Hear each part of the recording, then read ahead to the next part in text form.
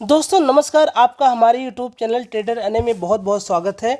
दोस्तों आज हम जानेंगे निफ्टी और बैंक निफ्टी के बारे में और हमारे पास 4 स्टॉक है जिसका डिटेल एनालिसिस करेंगे। वो स्टॉक एक अच्छे खासे ब्रेकआउट दे रहे हैं, एक अच्छा खासा कब ब्रेकआउट दे रहे हैं, जो कि एक्सपेक्टेशन है वहाँ पे रिटर्न की 50-60% की ईजिली रिटर्न अचीव होने की एक्सपेक्टेशन वहाँ पे है।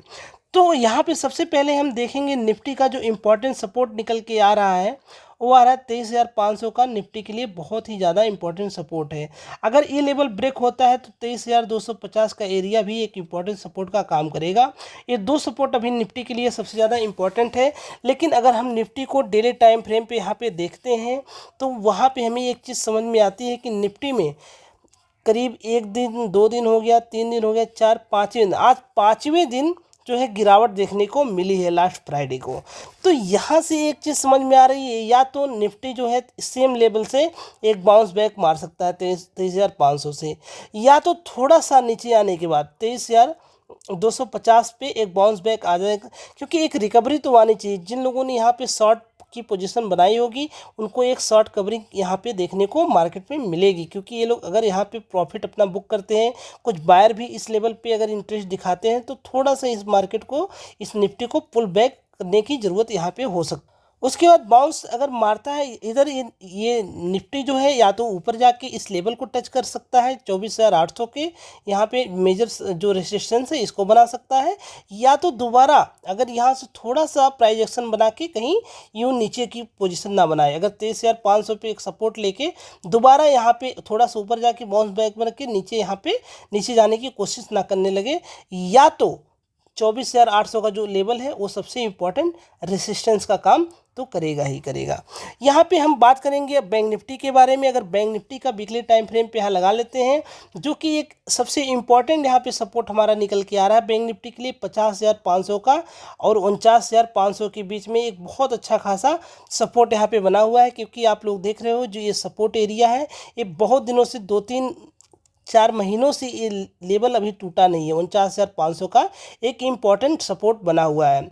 अगर हम बैंक निफ्टी की बात करते हैं डेली टाइम फ्रेम पे, तो यहाँ पे देखेंगे कि सेम जो यहाँ पे 4 से 5 दिन से गिरावट हमें बैंक निफ्टी में भी देखने को मिल रही है। तो कहीं ना कहीं इसमें भी एक शॉर्ट कवरिंग आनी चाहिए। क्योंकि जो लोगों ने यहाँ पे शॉर्ट करके पोजीशन बैठे होंगे होल्ड करके, वो लोग अगर अपना प्रॉफिट यहाँ पे बुक करके निकलते हैं तो एक शॉर्ट कवरिंग आएगी, तो कहीं ना कहीं 51,000 पे ये जाने की कोशिश करेगा बैंक निफ्टी। अगर यहाँ से निकल जाता है, अगर ऊपर निकलेगा तो 53,500 का जो लेवल है रेजिस्टेंस का काम करेगा। अगर 49,500 का जो लेवल है वो सपोर्ट का काम करेगा अगर नीचे साइड आता है। अगर 49,500 का लेवल टूटता है तो एक अच्छा खासा डाउनफॉल बैंक निफ्टी में और भी देखने को मिल सकता है, जो कि हमारा इलेक्शन का लो रहेगा। यहाँ पे 46,500 का करीब 3,000। अगर 49,500 का लेवल बैंक निफ्टी का टूटता है तो हमें 46,500 का लेवल देखने को मिल सकता है। तो इसलिए थोड़ा सा सावधान रहने की ज़रूरत है। और चलिए, हमारे पास जो आज का स्टॉक है उसको हम डिटेल एनालिसिस करेंगे और सीखेंगे कि वो स्टॉक मैंने क्यों सिलेक्ट किया है, क्या रीज़न है सिलेक्ट करने का। तो फ्रेंड्स, इस स्टॉक का नाम है general insurance corporation of India.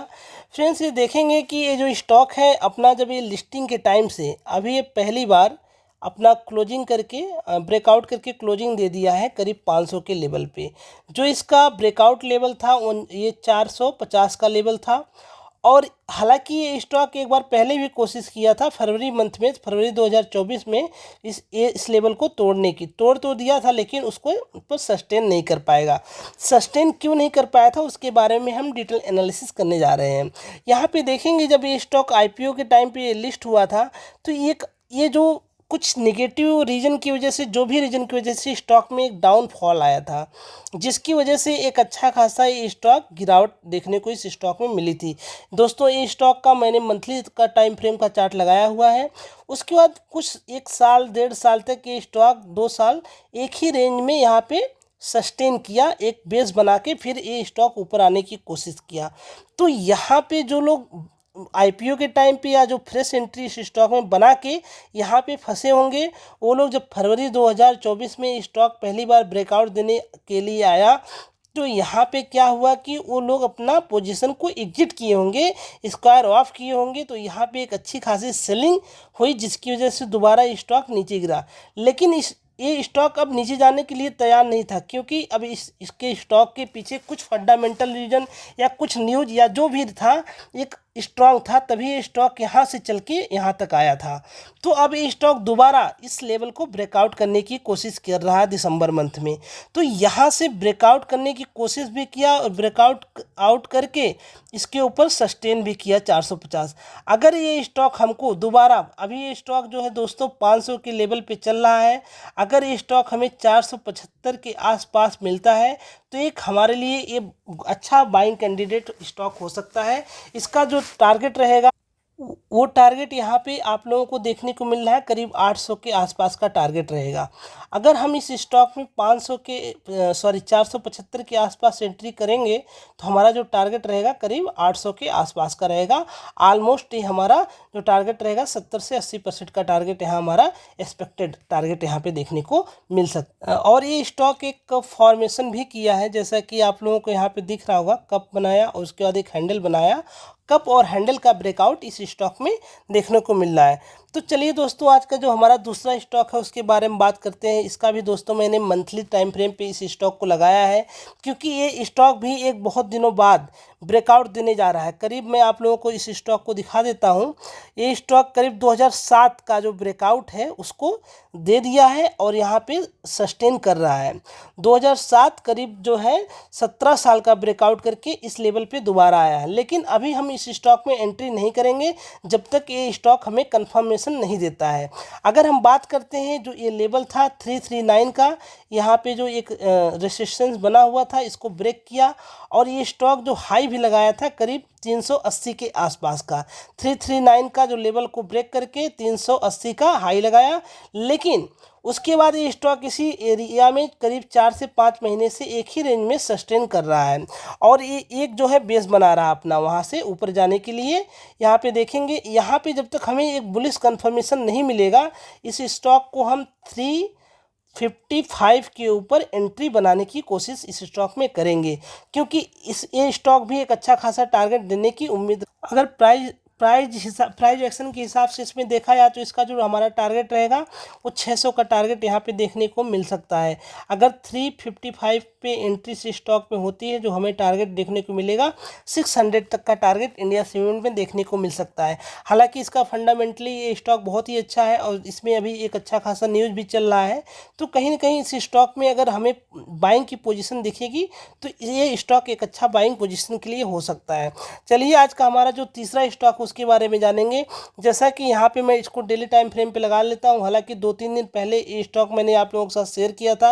एक गिरते हुए मार्केट में भी अपने आप को होल्ड करके रखा है, जो यहाँ पे एक ट्रेंड लाइन बना हुआ था। जैसा कि मैंने बताया था कि ये जो 3 लेवल है बहुत ज़्यादा इंपॉर्टेंट है, इसको ब्रेक नहीं कर रहा है और इसी लेवल पे 236 2326 के लेवल पे अभी ये स्टॉक चल रहा है। तो कहीं ना कहीं इस स्टॉक में एंट्री करना एक उचित डिसीजन रह सकता है, लेकिन अपना जो स्टॉप लॉस है 2200 का स्टॉप लॉस रख के इस स्टॉक में अपना एंट्री करेंगे। विद द टारगेट ऑफ 2600 के टारगेट साथ हम इसमें एंट्री की पोजीशन अपना बनाएंगे। दोस्तों, मार्केट गिर रहा है लेकिन कुछ स्टॉक हैं जो अपने आप को होल्ड करके रखे हैं। जो हमारा नेक्स्ट स्टॉक है उसका नाम है टेक्नो इलेक्ट्रिक इंजीनियरिंग। यहाँ पे देखेंगे, इस स्टॉक को सिलेक्ट करने का मेरा बहुत ही सिंपल रीज़न है जो कि मैं आप लोगों को दिखा सकता हूँ। यहाँ पे इसका जो एसएल, पहले मैं स्टॉप लॉस की बात करूँगा। पहले इस स्टॉप लॉस जो इसका रहेगा 1530 का स्टॉप लॉस इसमें हमारा रहेगा। यहाँ पे इसका जो मैं टारगेट भी आप लोगों को पहले ही डिसाइड करके बता देता हूँ। यहाँ पे टारगेट क्या हमारा रहने वाला है, टारगेट हमारा जो है 1850 का टारगेट इस स्टॉक में रहने वाला है। तो चलिए, यहाँ पे जो एंट्री रहेगी, एंट्री हम इमीडिएट इफेक्ट से करेंगे। यहाँ पे हमारी जो एंट्री रहेगी 1625 के लेवल पे एंट्री करेंगे अगर ट्रेड मिल जाता है। अब इसके पीछे रीज़न क्या है इस स्टॉक को सिलेक्ट करने का।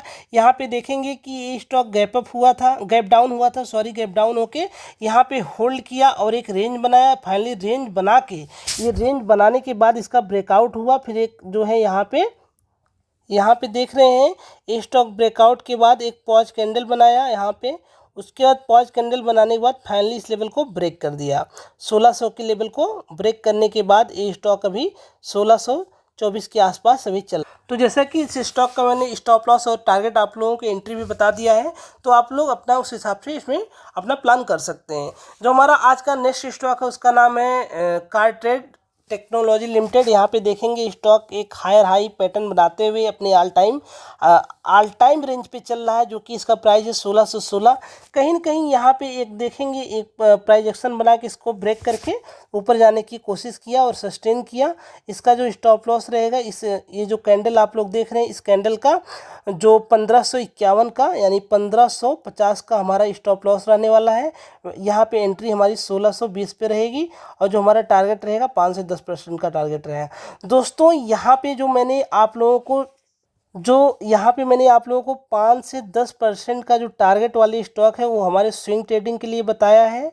और जो हमारे कप स्टॉक थे, जैसे इंडिया सीमेंट हो गया और जनरल इंश्योरेंस हो गया, जो ये 2 स्टॉक थे, ये थोड़े हमारे लॉन्ग टाइम के लिए, लॉन्ग पीरियड के लिए हैं जी, क्योंकि इनका जो टारगेट है 60 से 70% का है।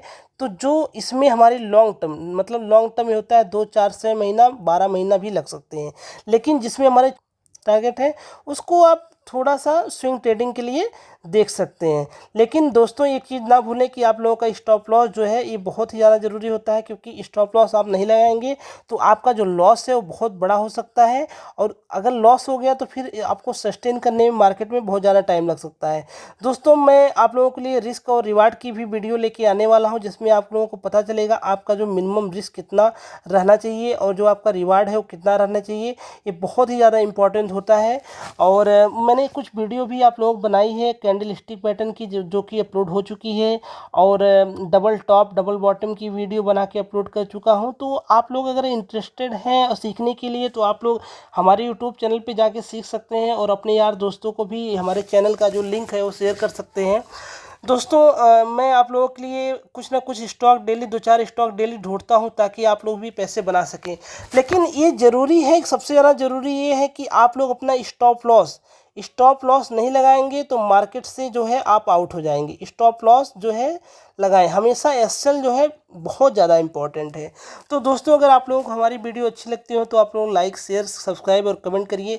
और एक चीज़ सबसे ज़्यादा ज़रूरी ये है कि आप बेल नोटिफिकेशन को जरूर ऑन करके रखें। जैसे ही मैं वीडियो अपलोड करूँगा तो सबसे पहले जो आपके पास नोटिफिकेशन जाएगा। चलिए दोस्तों मिलते हैं नेक्स्ट वीडियो में। बहुत बहुत धन्यवाद दोस्तों।